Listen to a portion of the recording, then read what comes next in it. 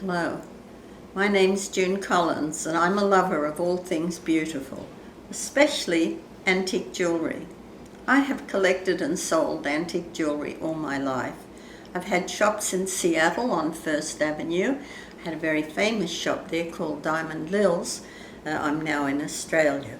I'm still collecting and occasionally selling some of my wonderful jewellery. This morning I'd like to talk about cameos. Cameos are one of the two oldest forms of jewellery.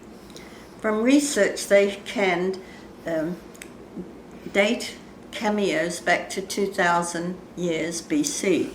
However, they go further back than that, but people only claim 2000 years because that's the evidence they have. The early cameos were not actually relief carvings, they were intaglio carvings and were used mainly for wax seals. Today the cameos you see are mostly made in Italy and they're mostly of ladies' faces, but that only started in the mid to late 1800s.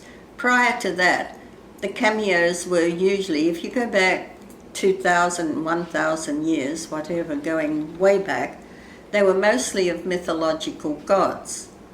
Also, a bit rarer than that, were the cameos made by the Greeks, and they really worshipped the human form, the human body. And so they felt that the black man had the most beautiful body, and many of the earliest cameos were of the figures of black men. So actually those ladies' faces came fairly recently. The early cameos were made out of hard stone, which is banded agate and harder to carve than the shell. During the mid-1800s, they discovered that, it was probably towards the end of the 1800s, they discovered that shell was very easy to find, easy to locate, and softer. So they started using shell. Shell is banded, so a good cameo has the background of the brownish part of the shell and the relief part will be in the white part of the shell. They're not glued on ever, they're carved in one piece with the relief being in the white. Today I have brought a fine example of a shell cameo. The shell cameos the common ones come in conch shell, which is a pinkish colour. But the better carvers always used the rarer shells, which were the sardonyx, and there was another, carnelian was also another. The sardonyx is a browner colour and the carnelian's a bit of an orangey colour brown. Today's shell is in a sardonyx shell carving.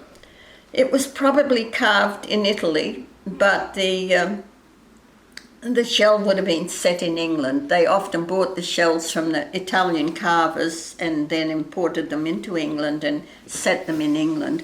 It's in a 9-carat gold, which is typical of that period of time. In those days, they didn't put safety chains or safety clips on the brooches, so gold chain has been added later just for safety. This one depicts a mythological scene, and I would say that it's Athena, and she has 2 babies in her arms and there's an owl in the background. The owl was the sign of Athena and it was the sign of protection and of victory, so it's probably the owl there to protect the 2 babies that she's carrying. When you're looking at a cameo, you have to look at the value of the carving. And a good carving always has soft, rounded edges. In some of the newer cameos, or the ones they're doing even with the computers these days, the angles are too sharp. A good carver always, like the chin, is not going to be too pointed, or the nose too pointed. Always look for very good detail, such as in the fingertips, in the toes, in the profile of the face. The nose should be rounded, as should the chin. This is an exceptional carving, and I would say it is museum quality. I have in the past sold museum quality cameos. This one has an appraisal on it. I have it here, and the appraisal is for $3,180. It tells you the size, all the detail. I can tell you the size here when I find it. And sorry, it's not in inches. It's 55 millimeters by 45 millimeters, and in 9 carat it weighs 24.3 grams in gold.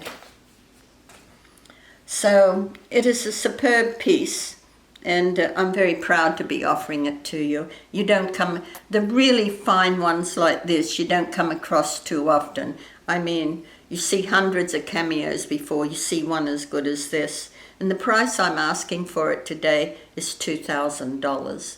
So if you want to contact me with any other questions, I hope you'll subscribe to my channel. Next time I speak to you, I'll be showing you something entirely different. It won't be quite as ancient as this, but it will be a 1980s magnificent necklace. It's a stunning handmade 14 and 18 karat gold piece with a diamond center. So until next time, thank you for watching, and hope that you've enjoyed what you've seen.